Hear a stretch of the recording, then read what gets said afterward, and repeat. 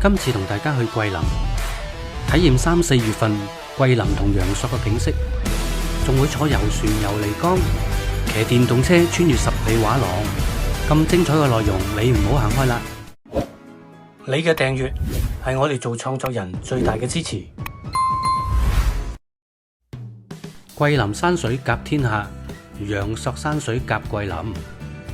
大家好，我係多士貓。今次同大家響3、4月份淡季，多雨之下煙雨迷蒙，體驗一下桂林嘅景色。今次嘅行程我哋預計玩5日，就住4晚酒店。早上我哋響西九龍搭10點04分嘅高鐵去桂林，車程約3小時，預計下午大約1點鐘會到達桂林。桂林有3個火車站，分別有桂林站、桂林北站同埋桂林西站。而桂林西站嘅班次係最多嘅，所以我哋都係響桂林西站落車。到咗桂林西站，我哋就先打車返酒店放低行李，車程24分鐘，大約收費20蚊。而我哋入住嘅酒店就響桂林市正陽步行街港舍觀景酒店。酒店嘅附近就係兩江4湖，所以去任何景點玩都好方便。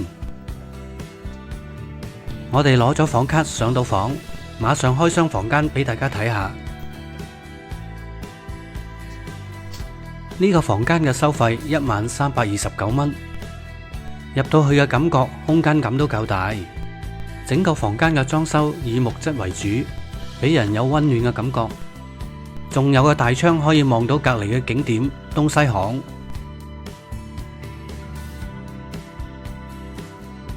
床頭有床頭櫃，窗邊嘅裝飾以日式嘅設計，仲有張台仔同埋衣架添。座廁同淋浴間都乾淨，而且乾濕分離。呢間酒店嘅頂層有間食桂林特色菜嘅餐廳，我哋就上去食返個中午飯先。上到餐廳可以180度睇到桂林市嘅景色，望過對面就係東西巷步行街。夜晚行夜咗返酒店都好方便。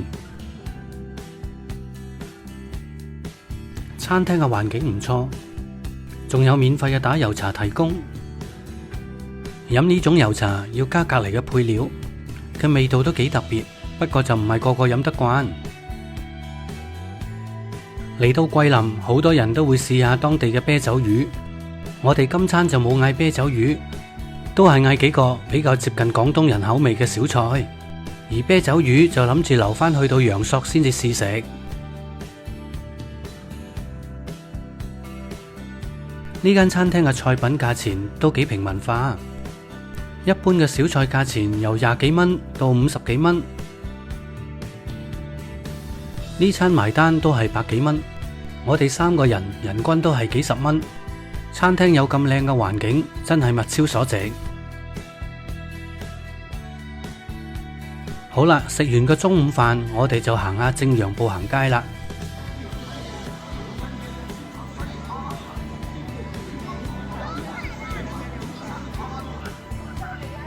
呢條正陽步行街就以特色小食為主，一般響日頭呢啲美食攤檔都未開齊，所以人流會比較少。到咗夜晚，啲攤檔開齊就會熱鬧好多啦。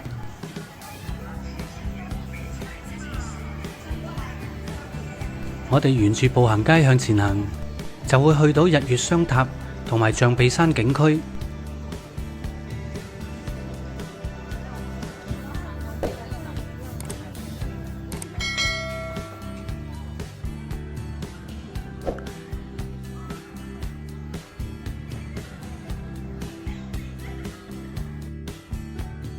雖然呢啲月份屬於旅遊淡季，同埋有時落緊毛毛雨，但係見到景區都有好多遊客。到咗象鼻山景區，我哋要入去園區裏邊。香港人只需要出示回鄉證就可以免費入園區，無需要購票。而國內嘅朋友就要掃描呢個二維碼，輸入個人資料先至可以進入。嚟到象鼻山，如果想上去呢個竹筏影相，就成為每個人10蚊。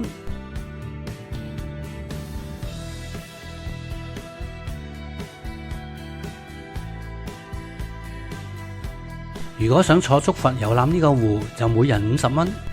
反正出嚟旅遊都想樣樣體驗下，就同多士媽試下坐呢個竹筏。呢種竹筏係電動嘅摩打，唔係人手搖嘅。因為佢行電動，所以竹筏行起嚟都好安靜。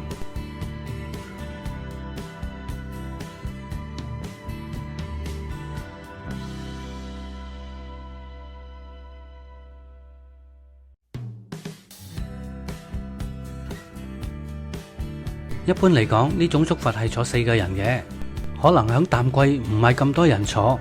我同多士媽坐上去就開船啦，好似我哋包咗呢隻竹筏。竹筏會響呢個象鼻山嘅湖面行2個圈，可以俾你近距離觀賞呢個象鼻山同埋打卡。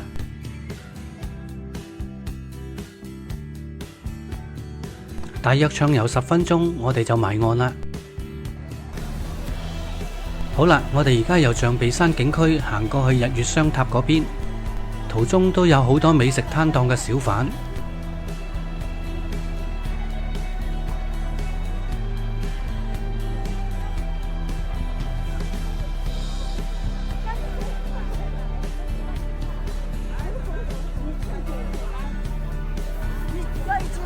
我們來自海南的是歡迎，我們來這邊啊，來這邊。來，我們河南99號集合跟。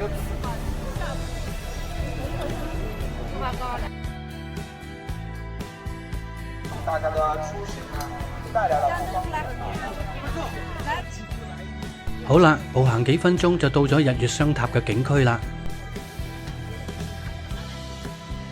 呢2座塔，高嗰座叫做日塔，矮啲嗰座叫做月塔。日塔高41米，總共有9層；而月塔高35米，總共就有7層。呢2座塔嘅分別，除咗高度之外，日塔由純銅裝飾，耗用嘅銅材350噸；而月塔為琉璃塔，每層嘅雕花都有唔同，好有中國傳統嘅韻味。所以日月雙塔就成為國家5A級嘅旅遊景區。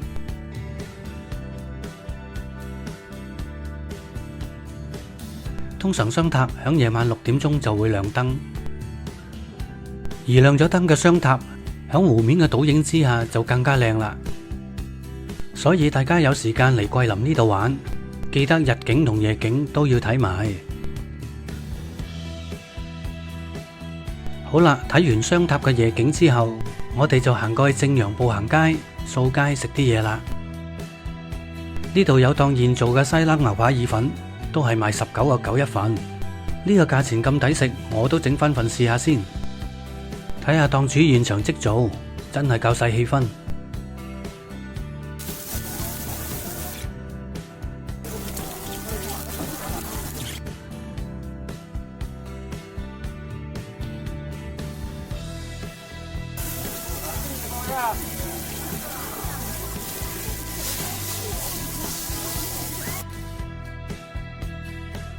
雖然價錢19個9一份，眼見檔主一啲都唔馬虎，樣樣材料都落足，真係夠野味。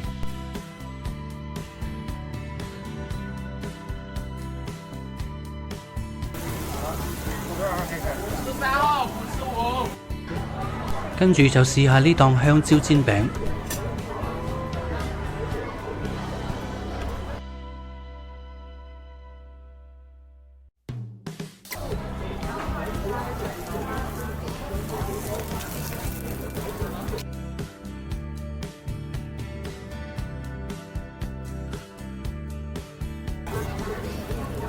眼見檔主一路整緊，就聞到好香嘅牛油同埋香蕉味。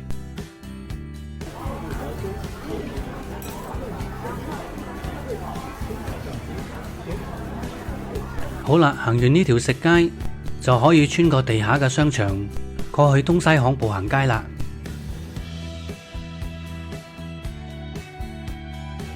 呢條東西巷步行街，主要係售賣傳統特色嘅紀念品。當然，亦都有好多網紅嘅咖啡茶飲店。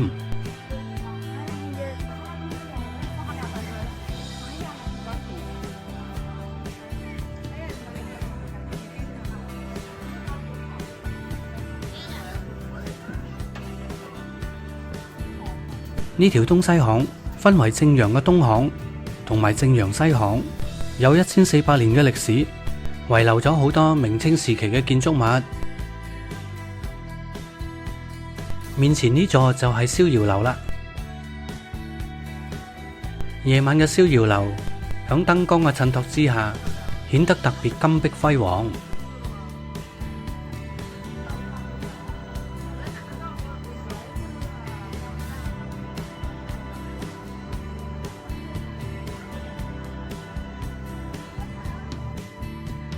響逍遙樓嘅隔籬就有一條好有中式風格嘅走廊，呢條走廊就係叫做狀元廊啦。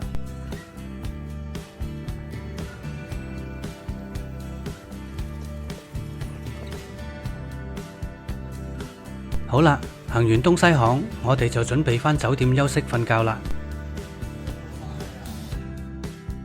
好啦，響桂林嘅第2日早上，我哋就由酒店打車去磨盤山客運碼頭。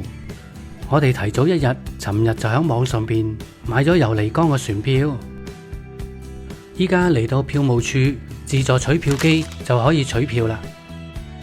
今次我哋買嘅係3星船票，由桂林嘅磨盤山碼頭沿住漓江去到陽朔嘅龍頭山碼頭。響呢個取票機只要掃描一下網上訂票嘅二維碼，核對資料之後就會自動出票。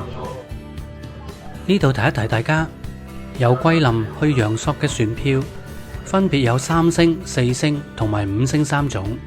我個人建議大家購買3星嘅船票就可以啦，因為3星船同4星船嘅質素都係差唔多，而4星船唔同嘅地方就係包咗一個船餐。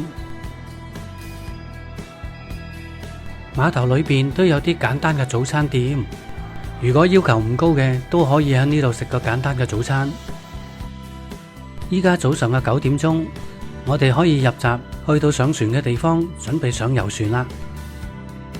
載我哋嘅遊船埋緊岸啦，等船泊岸停定，我哋就可以準備上船。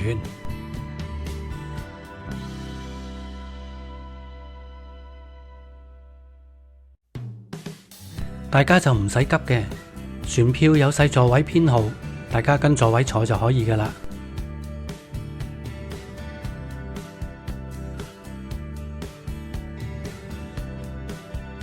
入到船艙，感覺都好乾淨。呢啲遊船分上層同埋下層，而每艘船嘅頂部都有個好大有圍欄嘅觀景台。反正上咗船都未開船，我拍一下船艙同埋周圍嘅環境俾大家睇下。3星遊船雖然就冇包船餐，但係每個座位前邊都有張台，有茶水供應。船上亦都有啲簡單嘅小菜提供，但係就需要另外自費。呢艘遊船由桂林去到陽朔大約需要4個小時，而我哋買嘅係最早嘅班次，9點半就會開船，預計1點半就會到達陽朔嘅龍頭山碼頭啦。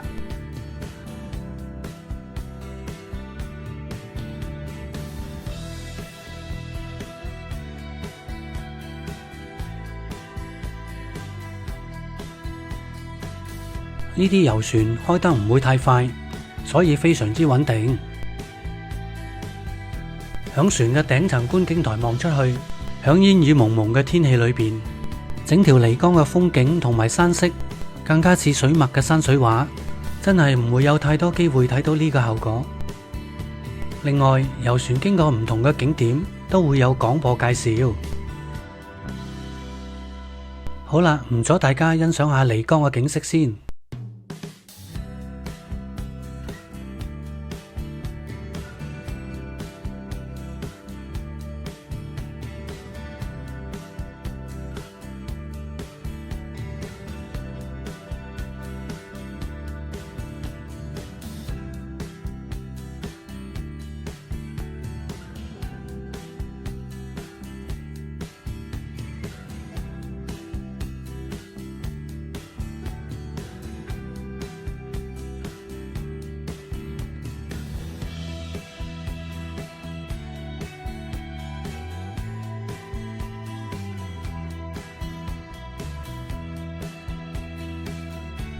前面就係九馬畫山，有服務員特登上嚟為我哋介紹。来，最后一笔，正面的，是的，是的，看一下，你会发现它又像是另外一幅画了，很像一幅大的油画。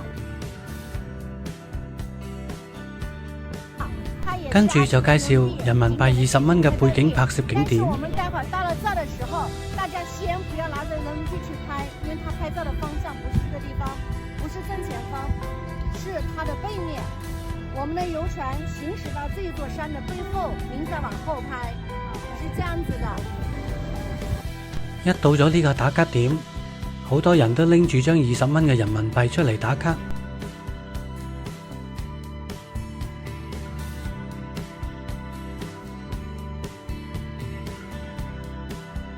好啦，我哋隻遊船到咗陽朔嘅龍頭新碼頭。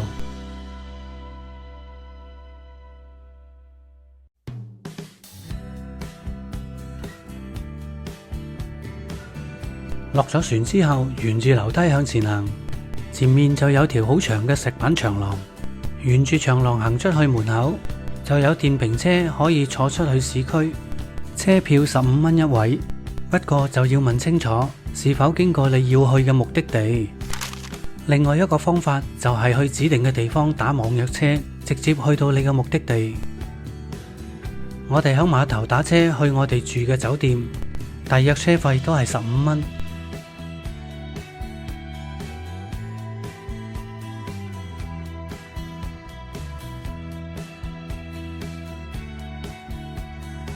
呢間半天雲水酒店就係我哋喺陽朔入住2晚嘅酒店。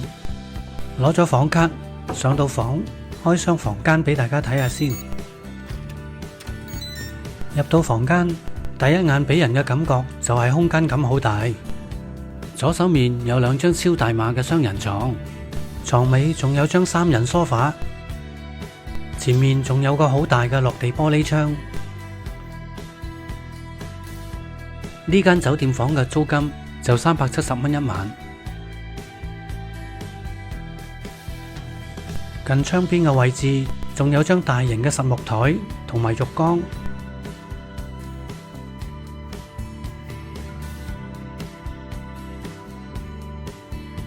沐浴間同埋坐廁都好乾淨。洗手盆就喺出邊，仲有埋洗衣機。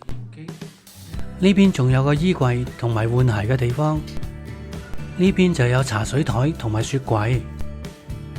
整個酒店房都係用實木嘅裝飾，俾人有溫暖嘅感覺。而響酒店行出少少，仲可以望到漓江添，風景真係唔錯。呢間酒店有埋電動車出租，租金每日30蚊，而且係唔需要按金。嚟到陽朔，梗係租嚟騎下啦。其實有好多遊客嚟到陽朔都會租呢啲電動車遊覽一下附近嘅景點。呢啲電動車一般唔會俾你開得太快，通常時速都唔會超過25公里。不過正常嚟講都係戴翻個頭盔比較安全。我係一個錯誤嘅示範，大家就真係唔好學我啦。騎住電動車唔覺就已經到咗十里畫廊景區。跟住就嚟到御龍河水握底呢個碼頭，響呢個碼頭可以坐竹筏遊覽御龍河嘅風景。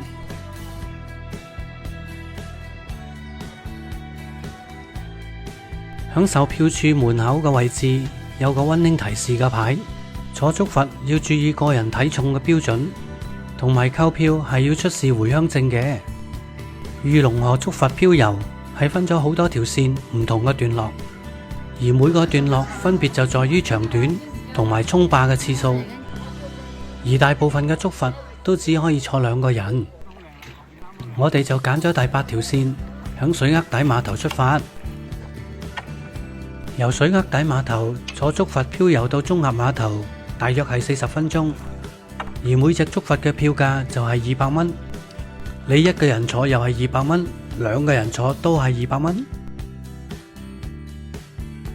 呢個景區嘅水質都非常之乾淨，坐竹筏觀賞御龍河嘅風景，又有另外一種感覺。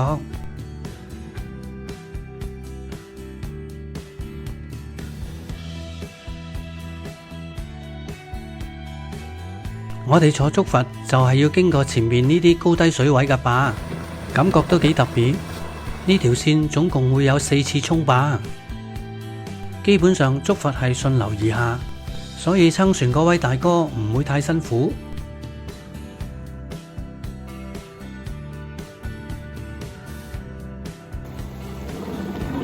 當竹筏經過呢啲高低水位嘅壩，都會濺起少少水花。如果你怕整濕啲衫嘅，就記得帶定件雨衣啦。不過我親身體驗，嗰啲濺出嘅水花唔算好大，冇乜需要着雨衣。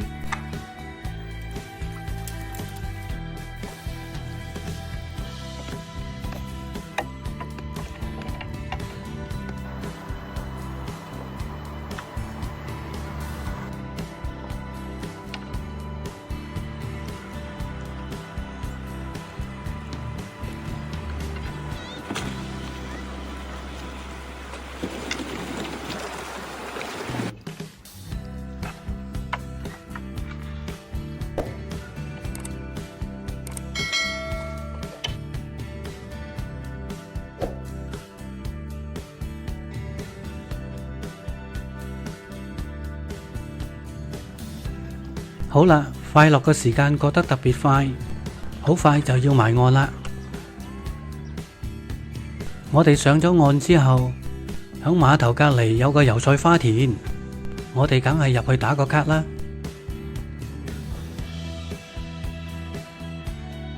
跟住就騎返電動車返去市區陽朔西街。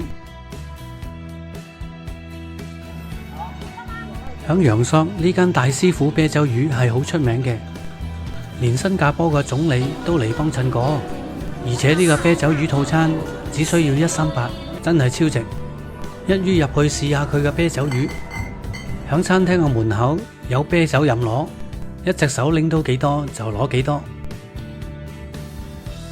響大師傅呢度用餐，除咗有啤酒免費攞之外，仲有桂花薑茶同埋手工湯圓送。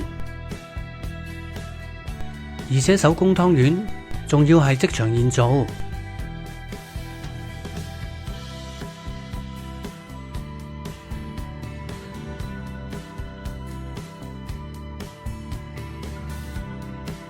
呢間大師傅餐廳劃分咗外廳同埋內廳，入到內廳仲有好多張台同埋包廂房間。淨係響陽朔西街呢間大師傅餐廳都有好多間分店。我哋除咗嗌138嗰個啤酒魚套餐之外，仲加多2個餸，埋單都係大約200蚊，都非常抵食。如果大家過嚟陽朔玩，我絕對推薦大家過嚟呢間大師傅啤酒魚試一試。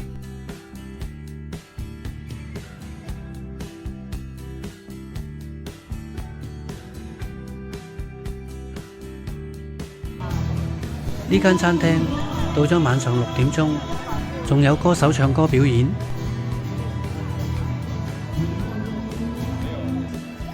好啦，食完個晚餐就出嚟行下陽朔西街啦。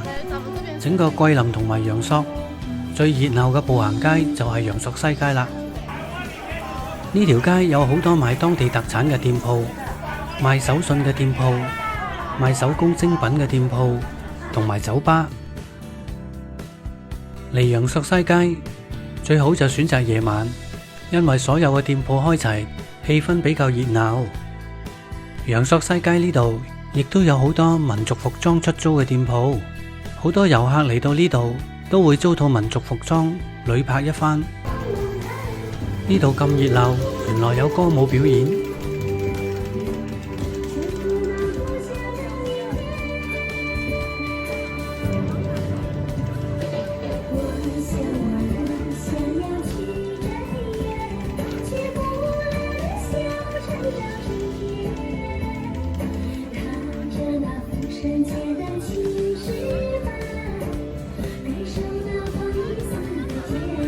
陽朔西街，我覺得有啲似雲南嘅麗江古城。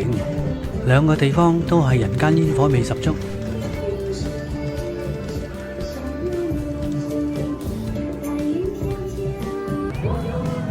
好啦，轉過嚟呢邊就係益田西街，呢度係一條比較新嘅商業步行街，亦都係陽朔西街嘅新延版。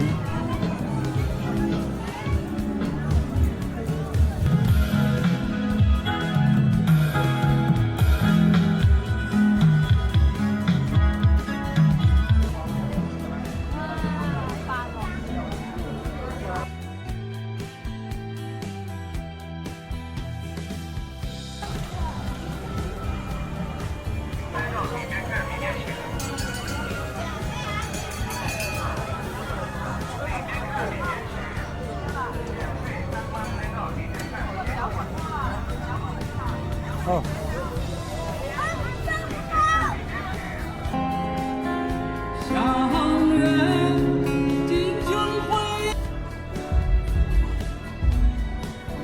好啦，鍾意呢條片嘅，請你幫忙點讚、訂閱同埋分享俾你嘅朋友睇。響度呼籲下，未訂閱嘅朋友，請你幫忙訂閱啦！你嘅訂閱係我哋做創作人最大嘅支持。